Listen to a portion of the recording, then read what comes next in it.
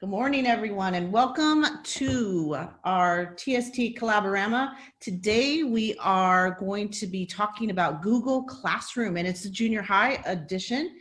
And joining us today from EO Green is Valerie Thorpe. And from Blackstock, we have, Christopher Ardo and Tanya Liel. Well, hi, everyone. So glad you're here today. I love Google Classroom. I remember life before it and just how chaotic it was when students had to submit or share their docs with you, and it was not fun. And when this came out, I was like, oh my goodness, my life has changed. It's such great organization. And throughout the years, they just continue to do updates that make it really easy, user-friendly.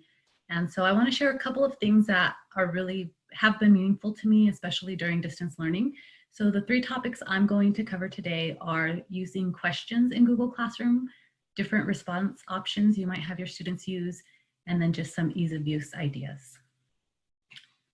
So the first thing I want to talk to you about is classroom questions. When you're posting activities, this is one of the options that you have, and questions have really been my friend lately. I use them for a lot of things, and one of the first uses I started with questions when all of this happened was something I call a daily smile. And that's just a way for my students to check in and continue having a classroom community. I'll post fun questions like, would you rather, or are you a morning person or a night person?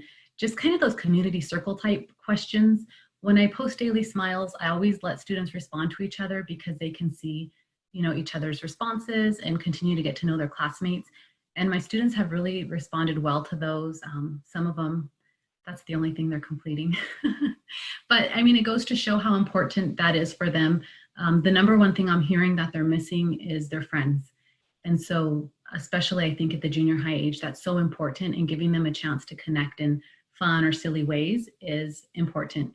And so I'll post those each day. It could be something that you post, weekly, but using the Google Classroom platform to build that community and to allow students to have that time that they're really missing out on, I think is important. We need to make sure we're taking care of their social well-being, or they're not going to be willing to participate, beyond that. And so that's one idea. I also use them a lot for reflection. So I might post something like a math video on YouTube and ask students to come back and reflect what are two things you learned, what's one question you have, or the same thing with ELA responses, language arts. Students can post a paragraph. They could write in detail on those, and it's a really easy way for me to go through and see their responses instead of them having to complete or create a document. And so I really like that. I use the same thing for PE. It might be, participate in this PE video and come back and write about it. How was it? Did you get anyone in your home to participate with you? And my students are reflecting that way. And it's really easy to go through and see all the work they've completed, see their responses, and respond back to them. I think that's a really important part of it. You can post private responses, and I could ask them questions if I want to know more about what they shared. And so that's a good use, I think. Also, something I discovered recently is that you can have, I've been using short answers, but you can also do multiple choice on there. And so when we needed to reach out and find out what technology our students had, I would put like a multiple choice where they could just click and respond. A lot of my kids are into TikTok dancing, and so I recently put one up there asking if they wanted to join and meet and teach me a TikTok dance, because I'm trying to build that fun and joy in for them. And so they're able to just click yes, and I could plan it accordingly by the response I get. That whole students can reply to each other. I definitely use it for things like Daily Smile when I want to build community. If I'm trying to gather information on their learning, I turn that off because it's just for my information, and I want to respect student privacy. Also, I did mention it's really important to respond to the students, so I'll often leave a private comment. Sometimes as I'm reading through their responses, I'll go through and leave personal comments to each student. Other times I'm just kind of checking to see if they got the gist of it and they did their work. And so when I click to return all of the submitted work, if you scroll down the dialog box that comes up, you can actually add a private comment in there, which will copy that to all of the students. So that makes it really easy, and I love doing that. And the students don't realize everyone got the same response. Oftentimes I'll just write something like, thanks for completing this, you're awesome. And I'll get students that write back, oh, thanks. And so they really feel like touched that they get a response back. So I think that's important. So those are some of my ideas for classroom. The other thing I want to talk about is student response options for assignments when I post assignments. I love creating templates and giving students, making a copy for each student. So here are just a couple of things I've done. We're working on tone and mood, and I had some questions about 2 different songs. What's the message? What's the tone? What's the mood? And I send that out to them, and then they could just click in there and fill in their responses. It makes it really neat and easy for me to see because I see it in the format I want. And they each get a copy, so that's simple for them. Also this week, I'm going to be looking at main idea with my students and some of the articles they're reading. So I made that main idea icon in Google Draw, and they're just going to click in and add the main idea, supporting details.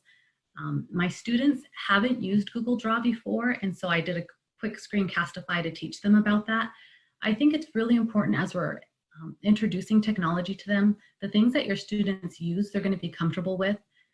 But I think back to trainings I've done with Liz, and one of the big takeaways I always have is when you're introducing a new technology, make sure you're not like creating a big cognitive demand.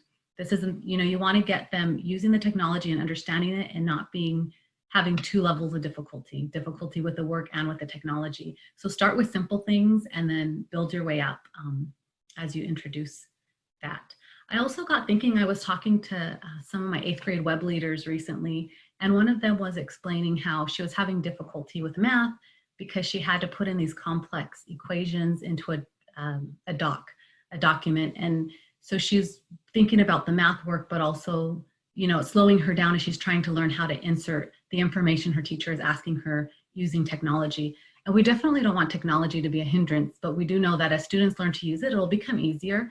And it made me think, when we're in the classroom, we think of ways to give students options, and that makes, learning meaningful for them and gives them ownership that they could, buy into it.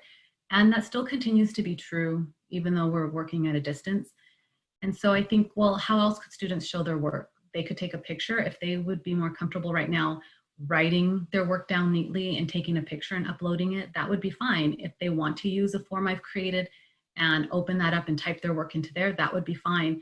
But there's multiple ways they could show their response. And so we want to, be aware of that and how we could best support our students so that they feel comfortable and technology is not becoming frustration for them.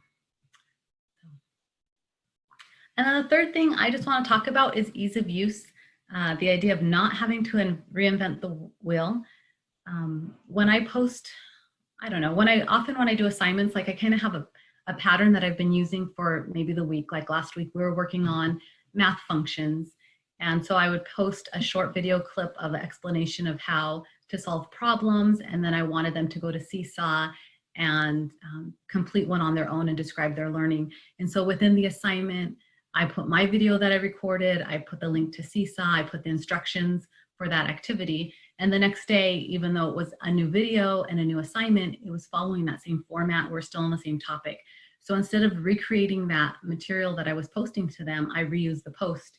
And that's really cool. It makes life easy. You just click that, you select the post you want to reuse, and then I just swap out any information. So I, delete the old video, put in my new video for the day, change the date or the title or whatever, and it makes it really simple. I use that when I do my daily smiles. Last week, our theme was, would you rather? And so I would put the question up, would you rather this or that? And then I would give them a sentence frame because I wanted to encourage my students not to just, give me a one-word answer. So I would put in there, use the frame, I would rather blank because blank. And so instead of having to type that each time, I just reused the post and changed out the question, changed the date it was going to be scheduled for. And so I think that's really helpful. Anything we can do to make life easier for our students, but also for ourselves, because we know we have a lot of work. And so those are the 3 things I wanted to share. Hope it's helpful, even if you don't want to use one of those ideas, maybe it sparked something within you on how you can apply to your classroom. So any questions? Thank you so much, Valerie. At this time, there's no questions, but thank you for sharing. Those are great tips. I want to introduce Krista Berardo. Krista is a 7th and 8th grade teacher at Blackstock. And Krista, I put technology elective, but I don't know if that accurately describes what you teach. So can you describe your classes? Yeah, I think it's interesting. That perfectly describes what I teach. So it's essentially a year-long tech class, and I teach a variety of G Suite applications. And then at the end of the year, normally we do an iMovie.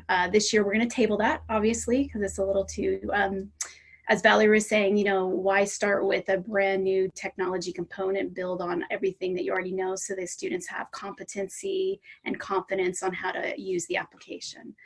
So I have actually been using Google Classroom since it was actually called Classroom Google in its inception phase. Then they decided, well, we're calling it Google Docs, Google Mail, Gmail, Google Slides, we might as well start calling this Google Classroom instead of Classroom Google. So I've been using it for quite a long time. And it's worked when I taught social studies. I taught social studies for 18 years. So obviously it's been a smooth transition into technology, taking what I know from Google Classroom and moving it into the tech elective class. But I have found it to be a completely very friendly tool to use for a teacher in that it can be customized and individualized to the teacher and then to the students for my lesson delivery and managing the students and they're managing their work, excuse me, and managing them too, their output. But it's also very friendly for the kids to use. What is very fun to see at the beginning of the year when setting up a classroom, when you set up your Google Classroom and you invite the kids to join your classroom, they can actually still see all of their Google Classrooms from elementary. So it's very cute to see their 4th grade Google Classroom that still is active. And you go, oh, I know that teacher. And so what's nice is when you invite the students to join your classroom, you have a couple different options. You can give them the code that is on the screen that Google creates, or you can email the students. So emailing students is a little bit more time intensive, especially for a junior high when I have 6 classes. So I have about 172 students. Being able to just create the classroom and Google create the code, that's perfect. When I first started using Google Classroom, there were just automatic default backgrounds for your classroom, kind of like in Google Forms, the default is purple. So what has been cool is to figure out that you actually can change the theme of the background and upload. So I've been able to use pictures that I've taken throughout the year to then turn into our new opening page there. So what's cool is you can go with the Google templates. There's nothing wrong with that, but I think it's kind of cool when you can take in, like Valerie was talking about, the connection with kids, especially now, to show that you remember them and, oh, hi, how are you doing? You remember my name and you remember that funny inside joke that was part of our classroom during period blah, blah, blah. Not that this picture of Gonzalo is an inside joke, but just to say, hey, this is you. And so when I do customize the Google Classroom intro there, it's the banner. What's cool is when I do that, you get immediate reaction for the kids that quickly log on. It's a wildfire. It's like, wait, has she changed that? Hey, that's me. Oh my gosh, I remember when we did that. So it's really cool to build community. It's something super, super easy to do and not stressful at all. Again, the caveat is you need to make sure you have permission. You can't just go around taking pictures. You definitely have to check to make sure that you've got the photo release from the families to do that. So that's a super easy classroom building tool that I've found that is pretty cool. So what has been nice with Valerie talking about the, don't reinvent the wheel and reuse the post. What's been nice is that Google Classroom has been able to customize some features for you that you don't have to be super techie to use. So what's nice, and on this slide, I created an assignment, and when you create the assignment, you create the title, and then of course you create instructions if you want to type that. I find the kids don't read the instruction. They just go straight to the assignment, but that's okay.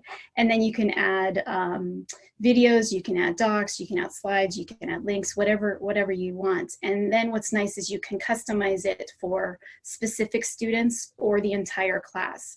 So there are some students that need differentiation. And so when I create a document, I can just push it out to those students at the same time as pushing out a different document to the rest of the class. So it's nice to have UDL already part of Google Classroom. It's built into it, that component. So I'm check. I've got all of the accommodations and differentiations covered by giving kids access to that. What's been nice with the distance learning is to say an assignment is due on a particular date. Now, I use Google Classroom for daily lesson delivery, and I'm pretty organized, but not so organized that I can have the due date already set up. Distance learning has been great to say, all right, I'm pushing out the lesson on Monday, it's due on Friday. So then to be able to say the assignment is due on this date at this time, so then the kids have that giant window. So that's been a really cool feature that I've been playing around with. So this is an example of what it would look like when a kid logs in, that we are on a block schedule, which I cannot rave enough about because it has completely changed my approach to teaching, my philosophy to teaching, and my role as an educator. And personally, it's been an easier transition to distance learning under the block schedule using Google Classroom, because I have changed from being, hi, everybody look at me, and you have to wait till I'm done with the lesson, and before I say, all right, go. I am a facilitator, where I'm just sending this out saying, here's what I'd like you to do, and it's a checklist, and once you complete this, you go to the next piece. So Google Classroom has been really fantastic with that. So what is nice is to be able to post a lesson, and then the kids can actually see, they can see, all right, here are the 6 things that she's expecting us to do this day in this order. And then I've got the link right there. And sometimes, again, kids are overeager. They'll click the link and it's like, that was step 5. You skipped step 1. You need to go back and read what step 1 was. And when I add multiple assignments in there, they'll click on the wrong thing because it's like, ooh, we're doing Padlet right now, and that's more fun than actually having to do the short response answer. And it's like, okay, guys, hold on. Glad that you're excited, but there's a method to my madness. There's a reason why we're doing this. It's going to be in this order because it's building on something. So that's exactly what it would look like when the kids log into Classroom. And then as the lesson is going, like I was saying, I'm a facilitator. When the kids open the lesson, then I can see and monitor who's on, what document or a link are they on, or slide are they on, and how much have they completed, and then who's turned it in. So that's been really great, because I know that we've been looking at, forgive me, Liz, I'm not sure what the proper terminology would be, but like a monitoring system to make sure students are where they're supposed to be when they're using the device. So this is my tool. As we're waiting to figure out what we're going to roll out, I can see this. So I can see that Helen is, or I can open up the document saying, Helen has already finished the first 5 questions. That's awesome. Liz hasn't even started 1. Oh wait, Liz is absent. That's why she hasn't started step 1. So it's really nice. And then when I'm in there, I can access to see exactly the work that they're completing. And then when they turn it in, I can open it and directly grade it right there in Google Classroom. Once you grade it, it then sends an announcement to their Gmail saying, you know, Ms. Ferraro has graded virtual classroom lesson number 1, and you got 20 out of 20 points, 100%, congratulations. So everything's so nice and automated, as opposed to going back to the grade book that we used to use many, many years ago, the spiral grade book, where we had to write everything down really, really tiny. So I think it's, well, I know it's completely revolutionized how I approach teaching. And because I'm pushing out the lesson at the beginning, I'm able to walk around in that 90-minute block of period and check in with each kid. In a different schedule, when it's a shorter period, I don't have that face-to-face time at all. And so that's why it's been so great. So I think that's when, yeah, so that's what I was talking about with here, where you can actually see who's turned in the work, who hasn't turned in the work, and I can actually sort it by saying, all right, I want to see the kids who have turned it in and the kids who have not turned it in. So you have the little tiles there that's individually marked for each kid. And so you can see on that one that 70, I think I have that 7 kids have turned in the assignment and 20 have not. And on the far panel there on the left side, it's got the students, sorry, my left side, Liz. sorry, on the far panel, it has all the students that have turned it in, and it says, you can see that I don't have a grade yet, but it's worth 20 points. So once they've turned it in, once I click on the ones that have turned in and I grade it, it will transfer then into a third column there. So I'll have graded, turned in, and assigned. And so then I can quickly see, oh yeah, okay, I've graded these 4 kids. I still have 3 more that I need to finish grading, and I got to figure out what's going on with these 20 that still have not turned them in. I think that's it. Any questions? No questions, but one compliment. Joy pointed out that you have a lot of special ed kids in your class, and she's super appreciative that you provide accommodations through Google Classroom. Thanks, Joy. Rosie, another compliment. Rosie says she loves the sort status. Definitely. Yeah, it makes it a lot easier. It's a nice visual for you. Instead of calling out a kid to say, Helen, get over here. What's going on? You can just quickly go, all right, these are the kids I need to talk to. So let me walk around the room real quick and then peek over the shoulder and say, oh, so have you finished this? It's just it's less hostile. It's less room for confrontation. It's much more conducive to an office environment of just checking in to say, hey, how's it going? What's the status? Great point. Okay, thank you, Krista. Sure. All right, and then Tanya Leal, who is an 8th grade language arts and avid teacher at Blackstock, has a few more ideas to share with us. Tanya, are you ready? I'm ready. It's like organization for me. I want to know that what I'm doing matters and it's in a timely fashion. I'm like Krista in the way that I need things linear. I want to see where I'm going with what I've assigned. So with the distance learning, I love that when you create an assignment, you can schedule it to post when you want it to. So for Blackstock, we have agreed that assignments will be posted every Monday morning by, I think it's 9. I have mine posted 8 just because I want to make sure that everything gets posted. And then everything's due by Sunday night at 11:59. So if we're all on the same page and I'm not available Sunday because that's my family day, I would like to know that I've done everything I needed to do and it's ready to go. That's a super awesome feature. It allows you to schedule it. It allows it to post. And if you mess it up, you can delete it and start over. It doesn't mean that that assignment stays there. I love that flexibility in scheduling and the automaticity of actually posting for me. And topics. With language arts, we have many different assignments and some of them are not huge assignments. It might be a 5-minute review. It might be a vocab Quizlet lesson, but when you separate them all out, the kids have panicked, as I've learned this week. Oh, Ms. Leal, there's so much work. But if you look at the time that it takes you to do each one, it's a little bit different.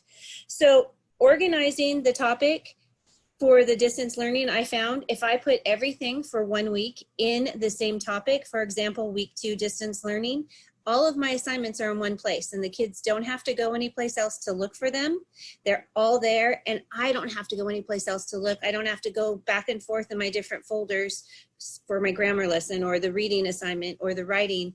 I have it all in one folder for the distance learning component and I really like that structure. I didn't do that during the regular school year, but I really like how it's laid out. And my colleagues and I in our department have been collaborating and we found that this works really, really well. You get to choose your topic. You can have as many topics as you would like. You're not limited to just one. I wish there was a way to do more than one topic. So week 2 distance learning, reading, or whatever it is I want to put. Junior high, we talk about accountability and attendance and how we're going to monitor them. I personally called all of my students that didn't show up for their first Google Meet to make sure that A, they had a Chromebook, B, they had access to the internet at home. It took me 7.5 hours, but I learned a lot in those conversations with 162 or 68 student contacts. That's a lot of kids, especially if you don't have them show up. And in those conversations, I talked about parents having access and being able to see what their students learning. Parents are used to going and looking in queue and seeing their students' grades. I think it's called Parent Connect. But looking in classroom is different, especially if you have a week-long assignment and they have a week to get it done. They're not going to see that they didn't complete it till the following week. So inviting the parent or guardian, all you do is you just click on invite guardian and enter their email address. I asked my students yesterday to send me their parents' email address so that I can give them access to Google Classroom, and they were actually excited and proud to be able to show them what they're doing in Google Classroom versus just looking at a score at the end. That's my addition to everyone else's great things. I'm going to unmute Hector Gonzalez. He has a question for you. Oh, hey, everybody. Tanya, you mentioned the scheduling over at Blackstock with sixth grade. We try to do the same thing for scheduling. But what I was wondering, have you ever come across the problem of when you schedule, say, for 2 different math classes, you try to schedule it for 8:30. If you do the multiple assignment, because it's the same class but different period, it won't let you. But if you do it for a single subject, if you understand, like if I do it for my period 1 math, Right. It will let me, but it won't let you do that same assignment for both. Have you ever come across that? You know what I mean? But if you, yes, I have. And if you go back to Valerie Thorpe, what she talked about reusing instead of reinventing, I just go to period and reuse that same exact assignment and put schedule for that class. Okay, I understand. You just reuse the same assignment. You just use it in a different, when you're in that actual class. Will do. Great. Perfect. So Tanya, Nicole had that same question, but I want to ask it just to make sure that I'm getting it right. She said that she was having difficulty scheduling assignments to multiple classes. So is that the solution? Yeah, the only way I found around it, because I mean, we have 6 periods of the same subject, or I have 3 periods of AVID and 3 periods of language arts. I post in one, I click schedule, and then I go to my next class, and then I go reuse post, and then I click schedule, and I schedule it there. And that's the only workaround I've found for that. And you'll get an alert on your phone or in your email when it actually posts, and so you'll be able to see and follow up. And the kids know. I even do the Google Meet that way. I'll send a Remind app out, and then the Google Meet link will post automatically. And yeah, I really like the scheduling feature. But you do have to go one class by one class. You can't schedule them all at the same time. So there's a question on here about reminding kids a day before an assignment is due. Is that something that a teacher has to set in Google Classroom to send that reminder? Yes, you could schedule that, but again, you would be doing period by period in the junior high. Okay. Anya, would you do that as like an announcement post? Just a reminder that your things are due? Yep. I have a to-do list, a checklist I create for the students so they know what everything is that they have to finish. And that posts as a reminder for them towards the end of the week. Reminder, this is coming up, this is due. Can I show you guys one more thing that might help with that? I want to show you this because this is a really good way to empower students to see. So this is a student account. When they go to classwork, here. View your work. So they can click on an iPad, and I don't think any of the junior highs have iPads right now. It's just the little whatever that icon is. But for students, they see all their assignments, if it's missing, if it's assigned, if it's turned in. So they can scan down and see all their work, and it filters by topic. I don't have any topics right now, I guess. Can you do that in the teacher view where you click on each student? You can see everything that they've done? Hang on. Yeah, actually you can. So for example, when I first started teaching tech, I was really struggling with how do you grade kids in a tech elective class. And especially when coming from the social studies background of I need to make sure that I'm incorporating the reading and writing common core strategies in this tech elective class. So you could actually click on that and then see. Krista, where would I click? Well, as a student, well, it would be the teacher, the teacher, you're able to do that. Yeah. So like Valerie, with the questions that you're asking the kids to respond to using the sentence frames, then you could click on each kid and see their responses, just the response. So not what you were asking them to do. It's just the response for each document or posting. And then Tanya, you were talking about the grades tab. Yes. And you see everything that needs to be but it'll also show who has turned it in, like right. And this is teacher practice, but that might be a good reminder Thursday. Don't forget all your work is due tomorrow. Go to view your work and make sure you have everything turned in. And Okay. another feature that I really like about Google Classroom, when you give an assignment and the student goes to their drive to create it, if they create it in Google Classroom, you can pull up every student's assignment, and I hop in, especially during writing, I will hop in and make a comment right on their document as they're working on it as a comment, not changing their writing, but have you thought about where is your show? You're telling me what happened, but where's your show? Where's your description? How are you leading up to it? Why should someone read this? Whatever the situation is. But that's a really good feature. Plus, you can also see how many kids are at the same pace in the classroom. Outside of the classroom, because it's all in their own time, it's a little bit different. But you can kind of gauge your time a little bit by how the class is doing and either speed up or slow down depending on how much they've completed. Yeah. All right. All right. I want to thank our presenters, but before I let them go, I would like to pose this question to them. Could you let us all know what has been probably the most challenging thing about distance learning, your biggest challenge, and then also, could you follow that up with a silver lining to distance learning? So let's start with Valerie Thorpe. Okay. There have been some little glitches and hiccups along the way. I think worst is when I make a mistake and post something wrong. So like maybe I intended it to be a question, but I post it as an assignment. And I think the silver lining in that is that students find a way to complete it. For my question, they just created a doc and answered the question in there, or they reach out to me and email me and, ask me about it, or just the resiliency of the students and how they've supported each other is my silver lining. Wonderful. All right, Krista, same question to you. So I am struggling with keeping track of grading under this new system because I'm pushing more stuff out of Google Classroom that have, excuse me, menu choices. So instead of having it in my head going, okay, on Monday and Tuesday, I'm going to be getting these 2 assignments in class, I'm prepared for that, I'm getting multiple assignments at multiple times in the day for multiple classes. So that's been a struggle.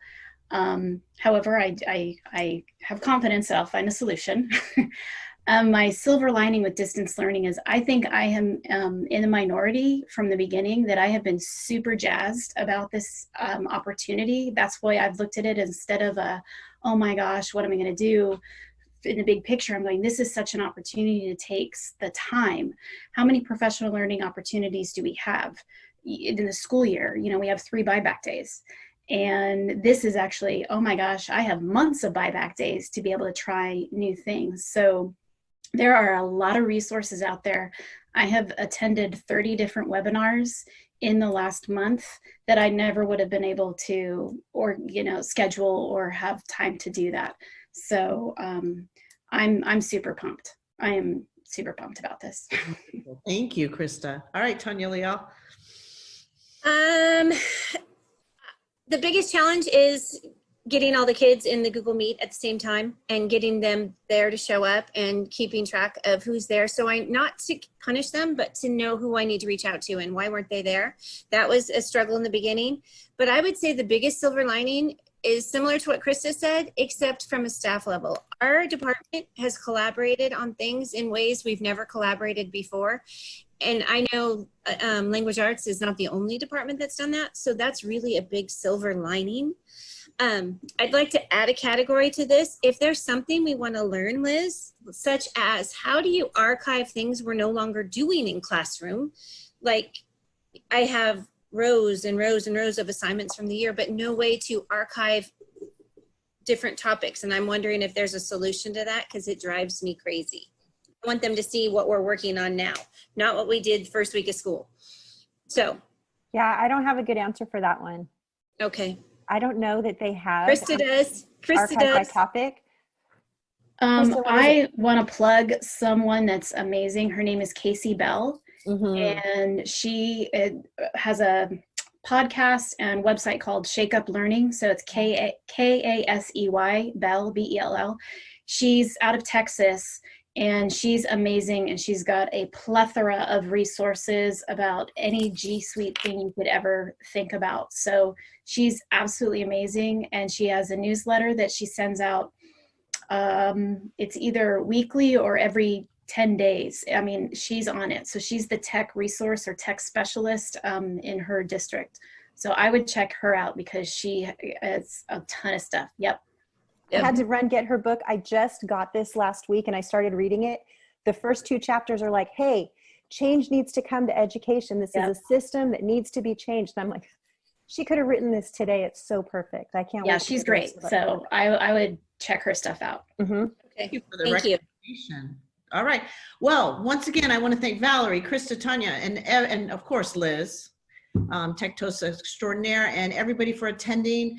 Make sure you recommend the recording to your friends, and we will see you back. We are taking tomorrow off from training.